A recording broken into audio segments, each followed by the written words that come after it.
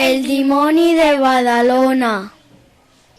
Aquesta història va passar a la ciutat de Badalona, però no ahir, ni la setmana passada, ni l'any passat, sinó fa molt i molt de temps. Quan els ocells tenien dents, en aquell temps Badalona era un poble petit i tranquil, amb un barri de pescadors arran de mar.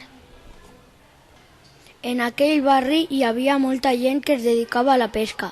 Els pescadors sortien amb les seves barques cada vespre i quan trobaven un indret tranquil enmig de la mar blava, tiraven les xarxes tot cantant: peixet, peixet de la xarxa de la xarxa, peixet, peixet de la xarxa al sarronet. Els pescadors cada nit omplien les seves barques de molts i molts peixos. Peixos grossos i petits, peixos platellats i blaus, peixos menuts i allargats. Pescaven sardines, sèpies, molls, pops, sards i després de bon matí ho venien tot a la plaça Major, de dalt de la vila. Un vespre de primavera, els pescadors van sortir, com feien sempre, a treballar. Van buscar un lloc tranquil enmig de la mar i van tirar les xarxes a l'aigua tot cantant: peix, peixet de la xarxa de la xarxa, peix, peixet de la xarxa al sarronet. Però aquella nit no van pescar cap peix, ni tampoc l'endemà, ni la nit següent. Els pescadors estaven molt preocupats. Havien provat de tot. Podrien cantar la nostra cançó més fort. Potser així els peixos picaran, va proposar en Joanot. Podrien sortir més d'hora, va dir en Pepet. Podríem, va continuar en Ramon. Però per més coses que van provar no va funcionar res. Alguna cosa estava passant a la platja de Badalona, ja que semblava que els peixos havien desaparegut i els pescadors estaven decidits a descobrir què passava. De manera que tots els pescadors van anar a buscar el senyor Batlle a la Torre Vella per veure si els podia ajudar a trobar una solució. El senyor Batlle, fa molts dies que no pesquem res, va dir preocupat en Ramon. Sortim cada nit a pescar, com fem sempre, des de fa molts anys. I finalment en Pepet va afegir: no pesquem res de res, si això continua així no sé què farem. Després de molt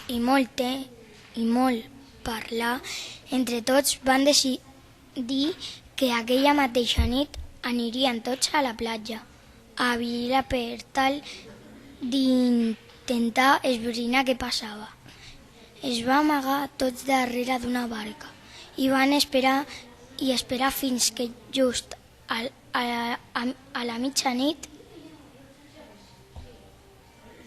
un dimoni banyut, pelut i vermell va sortir d'un forat que hi havia a la sorra. El dimoni es va passar tota la nit cridant, cantant, fent ganyotes i molestant totes les criatures del mar.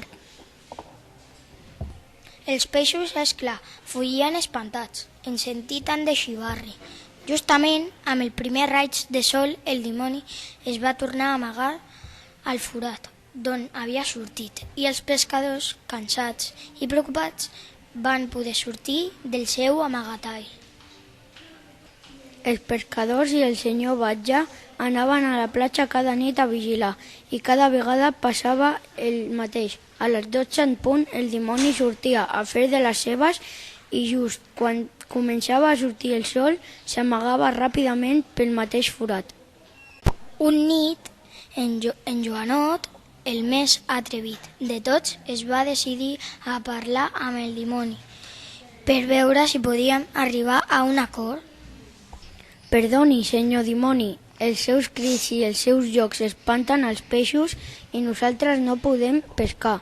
Podria, si us plau, fer menys xivarri? Li va dir. El dimoni va riure descaradament i va contestar: no em fareu callar, cada nit sortiré a ballar, a cantar i a espantar els peixos. I vosaltres no m'ho podeu impedir. En Joanot i els altres pescadors van Finalment, després de molt pensar, els pescadors van tenir una idea genial. I aquella mateixa nit, quan el dimoni estava distret, cantant i ballant, els pescadors van sortir del seu amagatall i van tirar un munt de sorra dins del forat per fer-lo més petit, i quan estava a punt de sortir el sol, el dimoni va córrer com cada nit. No va poder passar pel forat i els pescadors tots junts li van cantar: Dimoni pelut, que a l'inferno t'han volgut, has passat per un forat i les banyes t'hi has deixat.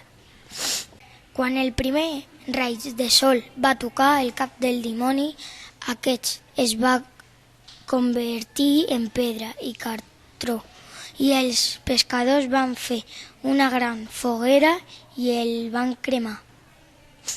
I des d'aquell dia, una nit de maig, els badalonins i les badalonines celebren una festa a baix a mar i cremen un dimoni de cartró a la platja de Badalona.